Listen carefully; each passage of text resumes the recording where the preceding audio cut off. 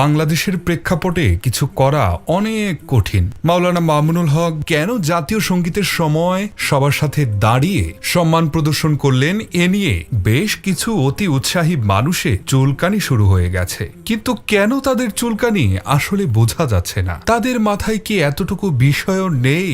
সঙ্গীতটা রঠার হলেও তা এখনো জাতীয়, কাজেই এই সঙ্গীতটিকে সম্মান প্রদর্শন না করলে দেশদ্রোহিতার শামিল। আর মাওলানা মামুনুল হক একজন জাতীয় লিডার, শুধুমাত্র ধর্মীয় অঙ্গনেই তিনি জনপ্রিয় বিষয়টা এমন নয়, তিনি একজন ন্যাশনাল লিডার। সো তাকে যে কোনো কাজে বুঝে শুনেই কোপ দিতে হবে। ফেসবুকে একটা স্ট্যাটাস ঘুরে বেড়াচ্ছে। স্ট্যাটাসটিতে মামুনুল হক সাহেবের দাঁড়িয়ে থাকার ছবিটি পোস্ট করে ক্যাপশনে লেখা হয়, এই ছবিটি নিয়ে অনেকে কথা বলছেন। একটি কথা মনে রাখতে হবে, যতদিন রবীন্দ্রনাথ ঠাকুরের কবিতা জাতীয় সঙ্গীত হিসেবে অফিসিয়াল পরিবর্তন করা না যাবে, ততদিন আইনগতভাবে এটাকে সম্মান জানাতে নাগরিক হিসেবে সকলেই বাধ্য।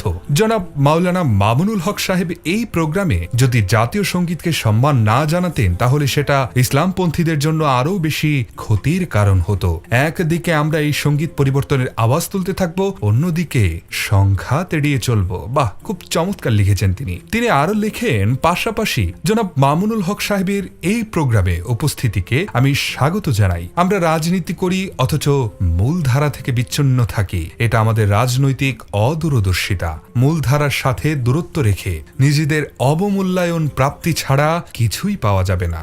লেখাটি লিখেন জাতীয় লেখক পরিষদের সভাপতি মাওলানা মামুনুল হক। বাংলাদেশ জাতীয়তাবাদী যুব দল, স্বেচ্ছাসেবক দল ও জাতীয়তাবাদী ছাত্র দলের এই আয়োজনে বিশেষ অতিথি হয়ে তার বক্তব্যে বলিষ্ঠভাবে তার যে মেসেজ তিনি পৌঁছে দিয়েছেন, সেই ব্যাপারে এই অতি উৎসাহীদের কোনো অ্যাটেনশন নেই। তাদের মঞ্চে দাঁড়িয়ে ঠান্ডা মাথায়, স্পষ্ট ভাষায় এবং সিদ্ধান্তমূলক ভঙ্গিতে ইসলামী রাজনীতির অবস্থান পরিষ্কার করলেন। বিএনপির কিছু প্রশংসা করলেন, বিএনপিকে কিছু উপদেশ দিয়েছেন, বিএনপির কিছু ভুল ধরে দিয়েছেন, আগামীর কর্মপন্থা নির্ধারণের সম্ভাব্য পথ পদ্ধতি বাতলে দিয়েছেন।